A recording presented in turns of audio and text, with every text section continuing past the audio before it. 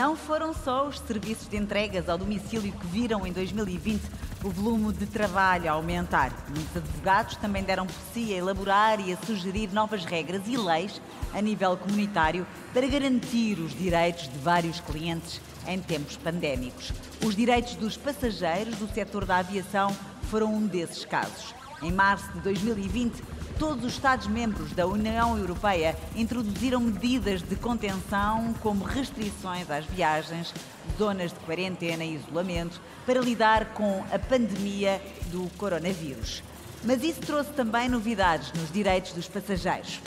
O que acontece se um voo for cancelado devido à pandemia? Em caso de cancelamento, que direito há de compensação? E quais os direitos de um passageiro se, em vez de um reembolso, receber um vale de viagem? O que fazer no caso de um isolamento profilático ditar o cancelamento de um voo? Não fiquem a olhar para mim que eu não sei, mas eu tenho a certeza de que o próximo orador saberá muito bem responder a estas questões todas. Da DECO ao Proteste, Tito Rodrigues, ao palco. Olá, Tito. Ora viva. Está bom? Sabe que eu sou assídua leitora da revistinha da DECO. Eu ouvi dizer que dá um belíssimo artigo de opinião, sim, testemunho, porque é muito interessante sempre para todos. Algumas das perguntas que eu fiz vai responder? Espero que sim, que eu não estou a enganar as pessoas que me estão a ver, não é? Vou responder algumas e acredito que a maior parte das pessoas que nos está a ouvir sabe seguramente que quando tem algum problema basta ligar ou contactar com os serviços, tem sempre uma resposta à altura. Obrigada, Tito. Boa Muito obrigado, Catarina. Ora, viva, muito boa tarde a todos. Eu tenho aqui, assim, não vos quero maçar muito com estas questões dos direitos. De facto, a Catarina deixou-me aqui um repto de falar daquilo que são os direitos dos passageiros e, sobretudo, aquilo que é quando nós olhamos para a nossa própria experiência, a experiência de milhares de consumidores que todos os dias, e mesmo neste contexto pandémico, ainda viajam de avião e viajam, sobretudo, com esta expectativa de, seja por trabalho ou lazer, de chegar a um sítio, a um lugar, a um destino que escolheram, e querem fazê-lo, obviamente, em segurança e de forma atempada. A verdade é que nem sempre as coisas correm como nós planeamos e os passageiros europeus têm, e isto desde 2004, e na altura estamos a falar de um regulamento, portanto, uma legislação que é transversal a todos os Estados-membros, que foi conhecida em 2004, portanto, tem já quase a maioridade, onde, de facto, são estabelecidos alguns direitos que são utilizados de forma harmonizada no espaço europeu. Estamos a falar de direitos de mobilidade, direitos de informação, direitos de assistência, mas também direitos de compensação, a chamada indemnização, quando há, de facto, atraso, ou há cancelamentos, ou há situações de overbooking. E, portanto, este regulamento acaba por ajudar todos os dias mais de 445 milhões de consumidores europeus. E isso é um número que acaba ser muito expressivo. Ora, mas se é verdade que estes direitos existem, e eu não vou estar aqui de facto a amassá-los, apesar do repto da Catarina estar aqui agora a dizer qual é a compensação devida quando há uma situação de atraso, porque só pode ser a partir de X quilómetros. Eles são de facto amplamente conhecidos. Eu volto a dizer que estamos a falar de um regulamento que está em vigor desde 2004 e que tem de facto valores de indemnização. Poder-se-á discutir se farão ou não farão sentido, estamos a falar muitas vezes na casa das poucas centenas de euros, mas eles são sobretudo, e esta é a minha opinião muito pessoal, eles são algo anacrónicos porque relacionam distâncias, portanto a distância do voo com o tempo de espera, como se, e este é um ponto pelo qual nós nos temos batido, como se fizesse sentido que um passageiro que se vai deslocar para Bruxelas possa esperar 3 horas, mas um que se vai deslocar para as Maldivas, pelo facto da distância ser maior, não possa de facto ou tenha uma compensação superior. Este é o nosso foco, aliás. Eu gostava aqui de sublinhar que este é o nosso foco, são os direitos efetivos e, portanto, muitas vezes não é tanto aquilo que está de facto no papel, não é por aí que muitas vezes nós vemos o problema, é de facto passar do papel para a realidade, ou seja, é tornar estes direitos como uma medida cada vez mais concreta para os consumidores. E, de facto, nós percebemos que eles embarcam com a expectativa de chegar em segurança, em primeiro lugar, obviamente, mas também a horas, e quando isso não acontece, alguma coisa está mal. E, de facto, eu falei-vos aqui do anacronismo de uma legislação que já tem 17 anos. E a verdade é que ela não tem estado parada. E o Parlamento Europeu e a Comissão Europeia têm, de facto, feito algum trabalho sobretudo nesta transformação e nesta adaptação desta legislação aos novos tempos, e posso-vos dizer que, olhando aqui de uma forma para muito mais, porque eu quis que esta apresentação fosse muito mais daquilo que nós queremos que os direitos dos passageiros venham a ser e não tanto aquilo que eles são hoje em dia. Volto a dizer, eu acho que estamos todos carecas de saber muitas vezes os valores das compensações, e o problema coloca-se em obtermos essas compensações. Ainda há pouco eu falava com um colega meu que me dizia do apoio que teve de facto com os serviços da DEC Proteste na resolução de um caso particular, e isso é muitas vezes esta dificuldade, que é um consumidor sentir que não consegue individualmente, não tem meios, não tem os conhecimentos, não tem muitas vezes até o próprio tempo para conseguir resolver estes problemas, porque os procedimentos são de facto morosos, são onerosos e não rara vez são ineficientes. Ora, de facto, ele tem sofrido algumas alterações e nós temos a Comissão Europeia a trabalhar nesta reforma desde 2013 e, portanto, olhando para este intervalo, e nós estamos a falar desde a altura em que Portugal perdeu o europeu que organizou na sua própria casa, enfim, para uma seleção de filósofos, e é importante nós percebermos que desde 2013 que a Comissão apresentou uma proposta que é de facto muito interessante nas soluções e nas inovações que apresenta aos consumidores, mas a verdade é que ela, depois de uma primeira leitura onde foi de facto bem acolhida no Parlamento Europeu, ela acabou por ser, eu vou usar a expressão propositadamente, bloqueada no Conselho. Havia algumas questões, nomeadamente questões de disputas territoriais, uma delas era entre o Reino Unido e Gibraltar, e portanto também por aí houve aqui algum travão naquilo que era uma medida que já reivindicávamos há largos anos. Ora, a boa notícia é que o Conselho retomou recentemente, e estamos a falar de um par de meses, as conversações com vista, de facto, à referida revisão do diploma que, no fundo, dá, ou que entrega estes direitos todos aos consumidores, e nós temos, de facto, uma expectativa positiva que ele venha a ser acolhido e que este regulamento de 2004 venha, de facto, a ser, eu vou dizer, corrigido, mas, sobretudo, melhorado. Ora, comparando com a realidade conhecida em 2021, porque estamos aqui a falar desde que este processo começou já de 7 anos, e ela foi, aliás, apimentada por uma situação de uma pandemia que, em alguns casos, chegou mesmo a parar o tráfego aéreo de passageiros. Quando não parou, e sobretudo ali no primeiro semestre de 2020, tivemos situações onde houve cerca de 90% a 95% da atividade aeronáutica de transporte de passageiros que ficou pura e simplesmente bloqueada. Nós estamos a olhar e devemos perceber que as companhias aéreas percebem que só voltarão a ter os níveis pré-pandemia, portanto os níveis de retorno não só financeiro, mas também de afluência de passageiros, em 2024, portanto ainda estamos à distância de 3 anos, e sobretudo nas viagens de lazer e não tanto nas viagens com contexto laboral. E não esquecendo aqui também, perdoem mais este parênteses, que muitas das companhias aéreas no espaço europeu beneficiam de apoios estatais e, portanto, isto colocará também algumas situações de alguma pressão do ponto de vista também da concorrência com outras companhias que não têm os mesmos apoios. Mas, enfim, isto é uma pequena parte. É sobretudo no olhar daquilo que é a dificuldade destas companhias de sobreviverem a um contexto tão adverso que nós entendemos que, sendo devidas e sendo de facto úteis estas situações de apoios estatais, esperamos que elas não bloqueiem aquilo que para nós é absolutamente fundamental. E o que é fundamental, na forma como ainda hoje os passageiros europeus, obviamente também os consumidores portugueses, utilizam ou escolhem ou pagam as suas viagens aéreas, ele vive muito, acreditamos nós, daquilo que é a interação que tem com as plataformas de compra de bilhetes. E nesse sentido esperamos, e essa é uma expectativa que temos, que estes apoios estatais não limitem aquilo que é uma procura da eficiência por parte das companhias aéreas, numa aposta que nós acreditamos e que temos defendido há largos anos em tecnologias de informação, mas também em digitalização. Para vos dar aqui uma ideia, o setor segurador e o setor financeiro investe cerca de 10% das receitas em inovação e em digitalização, e o setor aeronáutico investe apenas 5%. Este tem sido, quanto a nós, um dos problemas, e é um dos problemas que se sente quando os consumidores têm uma dificuldade e quando querem resolver um problema. Não há, de facto, na forma como as estruturas estão montadas, um desenho feito de raiz que lhes permita, de facto, ter esta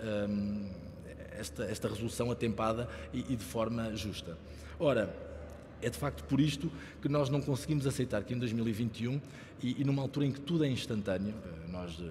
alugamos um filme de forma instantânea em casa, nós escolhemos a refeição que vamos jantar no conforto da casa, premindo 2 ou 3 teclas nos nossos smartphones, que de facto que uma reclamação no setor aeronáutico seja tão difícil. E é de facto um processo que é muito moroso. Nós muitas vezes estamos a falar de reclamações que chegam a demorar meses até terem a primeira resposta, a serem resolvidas muitas vezes vários meses, e estamos a falar de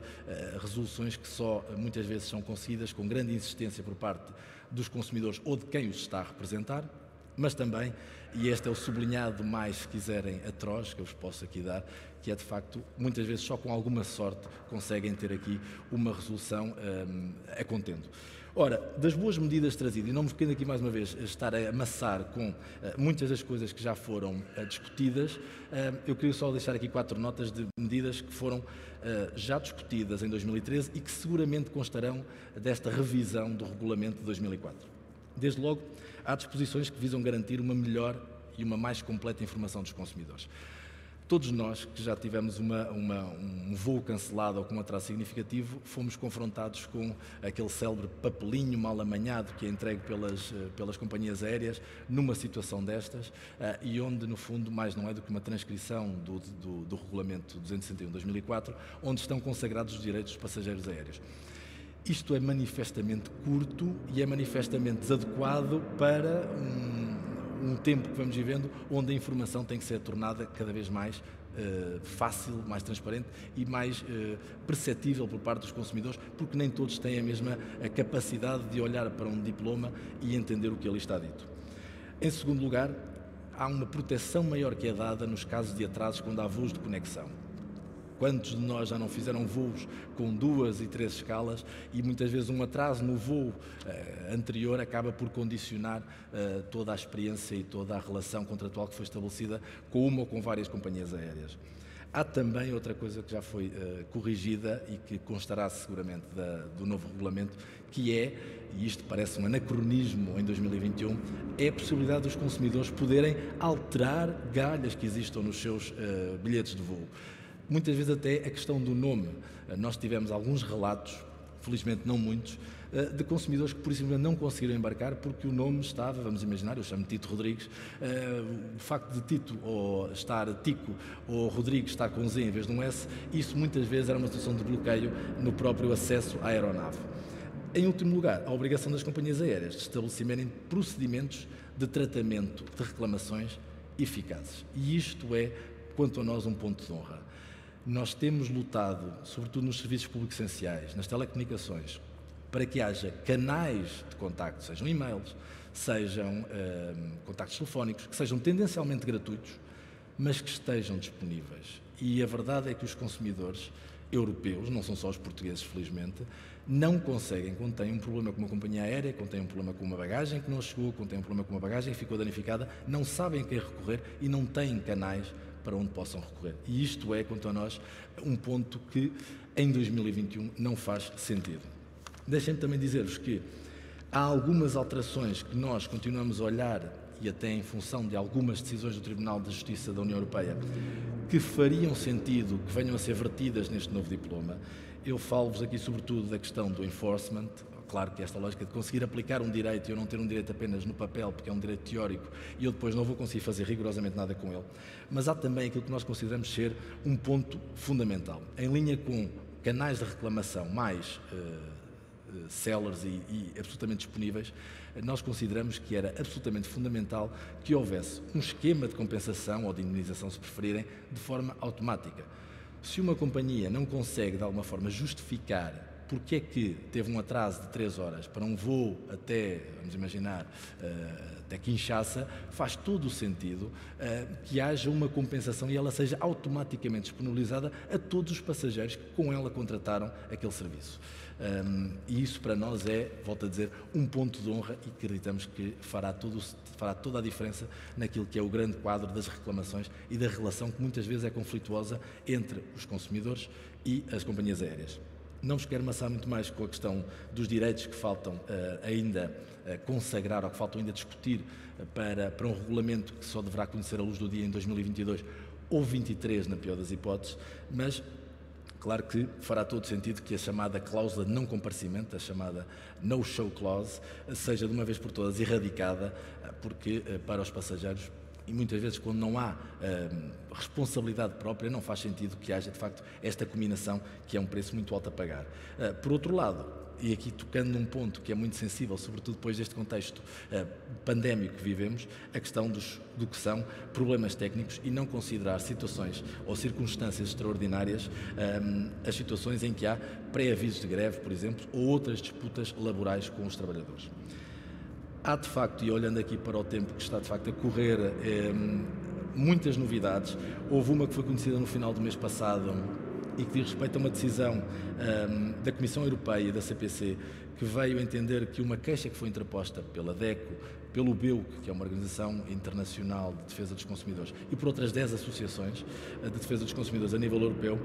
considerou de facto que havia violações sistemáticas dos direitos dos passageiros e foram, de facto, estas companhias instadas, algumas delas desafiadas, a apresentarem aqui algumas soluções, e é com bastante gosto, olhando para o caso concreto da TAP, que eu vos digo que a TAP foi uma das companhias, entre as quais a Air France, a KPLM, a Lufthansa, a EasyJet e a Ryanair, que se comprometeram a melhorar as suas políticas de cancelamento e a forma como tratam os passageiros nestas ocasiões. Todos nós sabemos as situações de algum desconforto com vouchers que eram